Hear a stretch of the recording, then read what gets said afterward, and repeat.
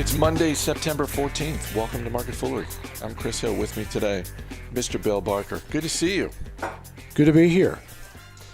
It's the NFL's opening weekend, and we are going to talk a little bit about what happened this weekend through the lens of business. But it is not just Merger Monday. It is M&A Monday. We got deals happening out there, and we're going to start with the biggest one just in terms of raw dollar amount. NVIDIA is buying fellow chipmaker ARM Holdings from SoftBank. This is a cash and stock deal worth $40 billion, and I am assuming NVIDIA got a decent price because shares of NVIDIA are up 7% on this news.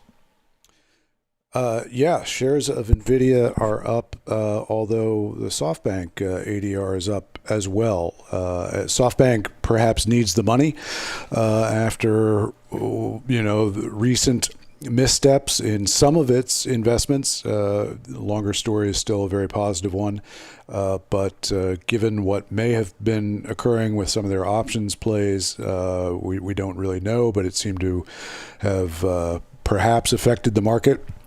Perhaps SoftBank lost some money on that, but this was a property that they could get their money back on, a little bit more than their money. I think they bought it for $31 billion, I want to say, something like that, about 4 years ago. Probably invested some money into it along the way. I'm sure they did. Getting $40 billion today is something they seem to need, or at the very least want, but the market is treating their ADR here in the U.S. Positively. I agree with absolutely everything you said, with the exception of your use of the word perhaps, as in perhaps SoftBank needed the money. No, they needed the money. For anyone who followed the whole WeWork debacle, and I think that's its official name, the WeWork debacle. When I saw this story this morning, I sort of did a double take. I'm like, wow, that's like, and then as soon as I saw, SoftBank owns ARM Holdings, I was like, oh, okay, yep, now I understand why this deal is happening at this price. And yeah, I mean, this seems like something where, all joking aside, there is optimism that there's not going to be any regulatory issues for NVIDIA, and that this is a good deal at a good price. Well, there's optimism about that. I don't know whether that optimism will be fulfilled because there are, I think, some, at least on the ARM Holdings side, that are urging some caution about this. I think one of the former founders, or one of the founders, is no longer, I think, affiliated with the company. Doesn't like the look of this. Thinks that it'll cost jobs in the UK.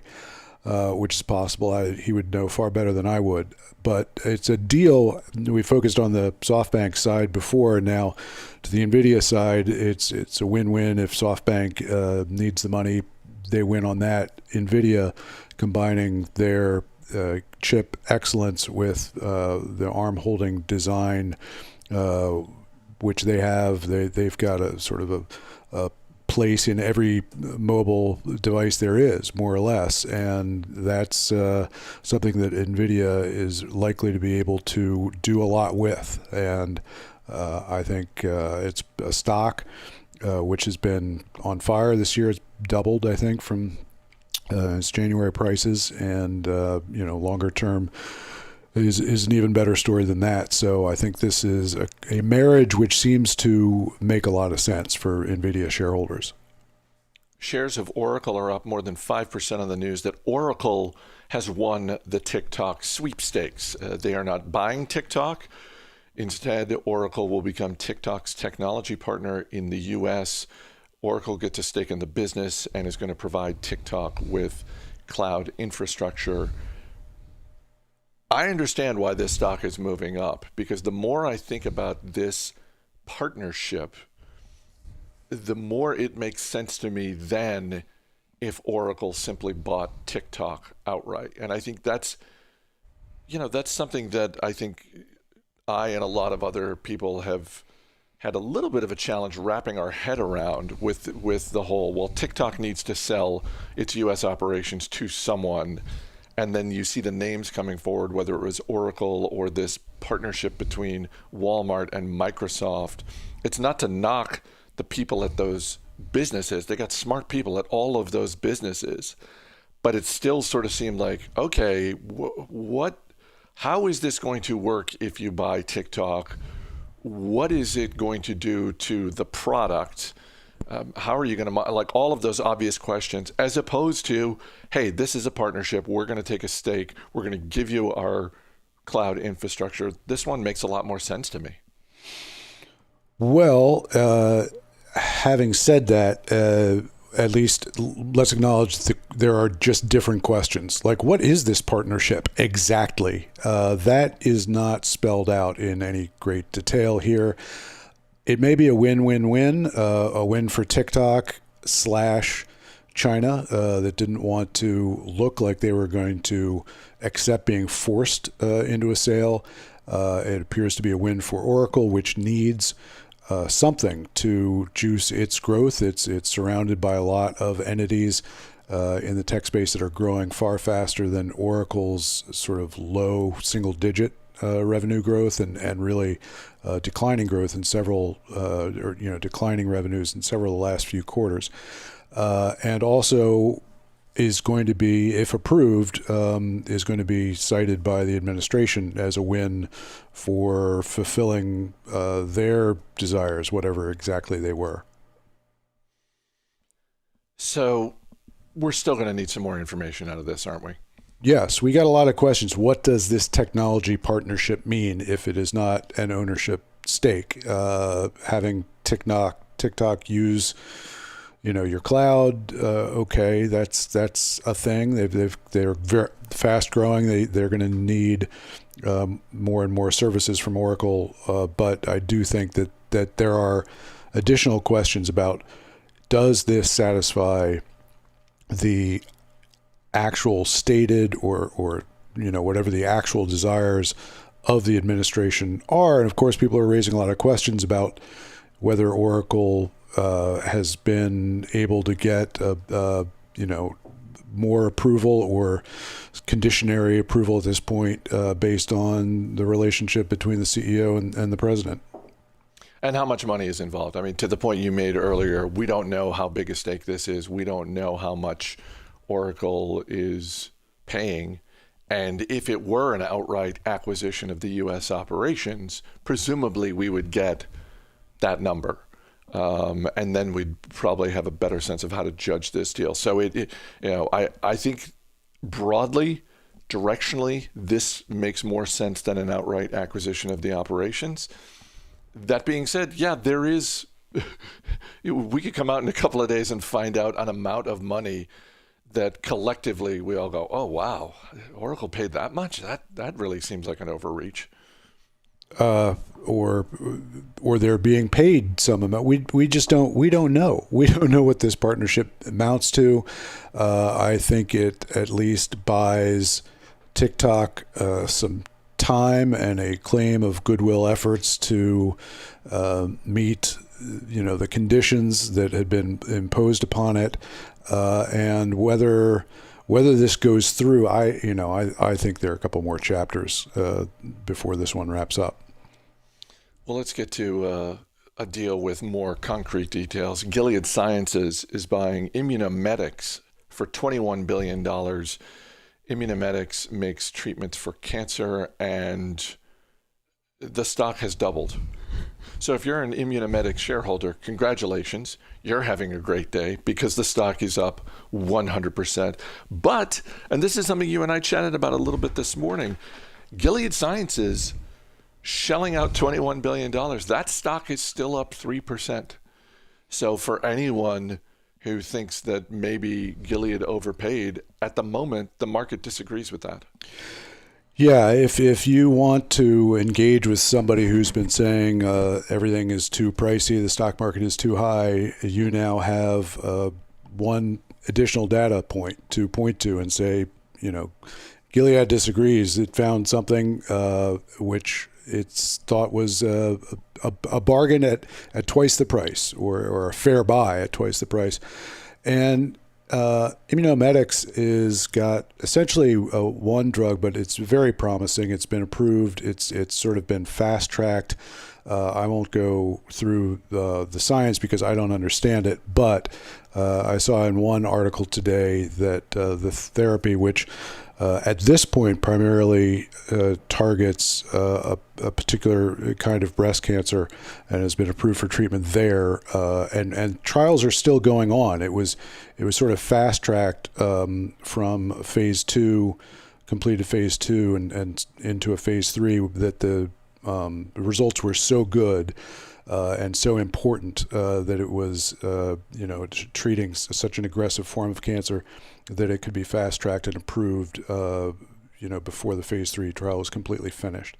And the hope is that it is an application which can be applied to additional types of cancer, and it is referred to, at least in this one article that I read, as a type of, quote, smart bomb for the cancer, so that rather than the kinds of treatment which are largely used, and even though chemotherapy is a better and more targeted treatment today than it was 20 years ago, this is a significantly more specific treatment for the cancer, and has, while it has some side effects, the survival rates are much better with this treatment. So if you can apply that across additional forms of cancer, and that all holds, then Gilead has got the scale to make that happen faster than Immunomedics could have on its own.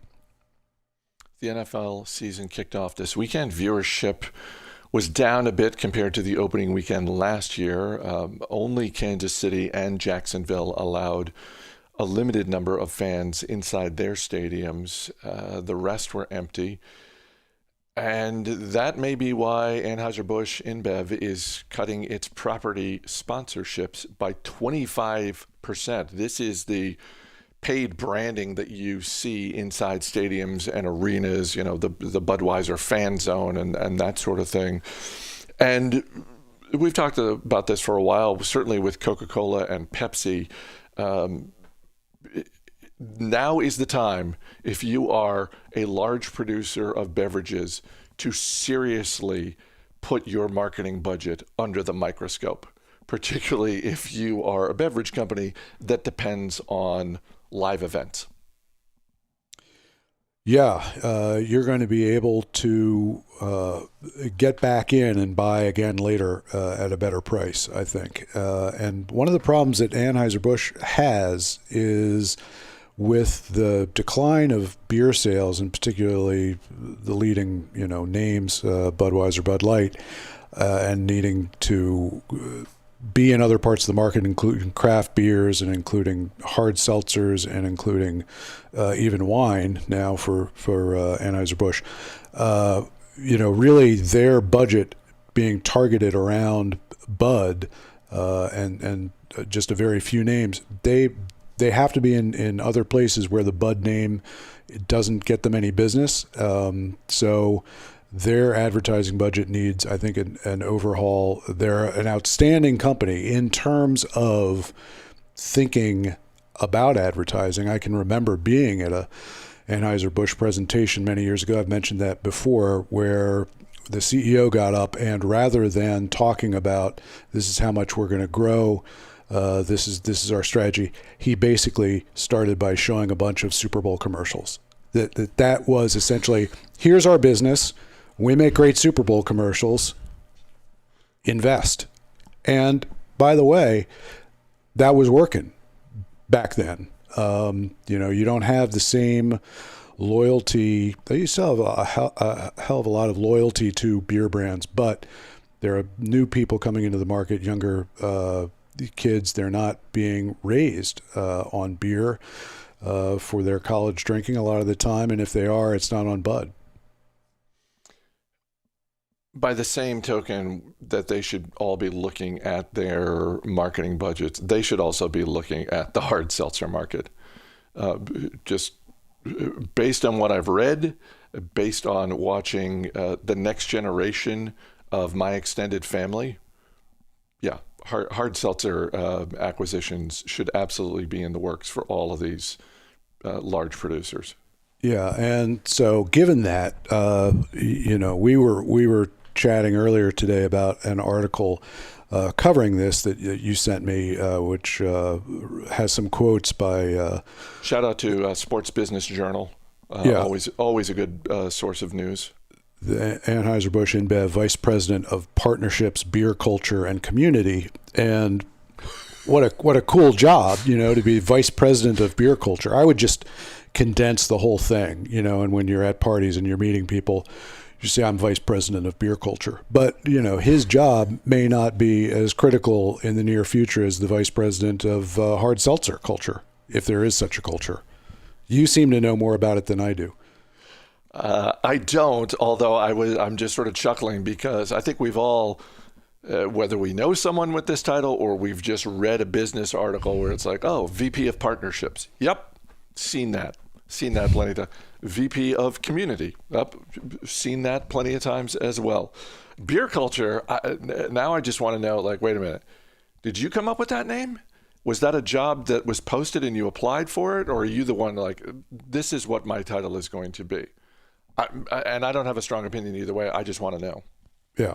Well, I think that's where the title comes in handy. But of course, we jest, but of course, for Anheuser-Busch, it makes a lot of sense to have somebody who is focused on beer culture, expanding it when possible, and reacting to what is, I think, a declining beer culture across society. At least, as we both have mentioned, what the kids are drinking these days, illegally, pre-21, but they're still drinking, and it's not beer as much as it was back in my day. I say even though I'm not really any older than you, but you never got sucked into the beer culture. You're not a beer drinker.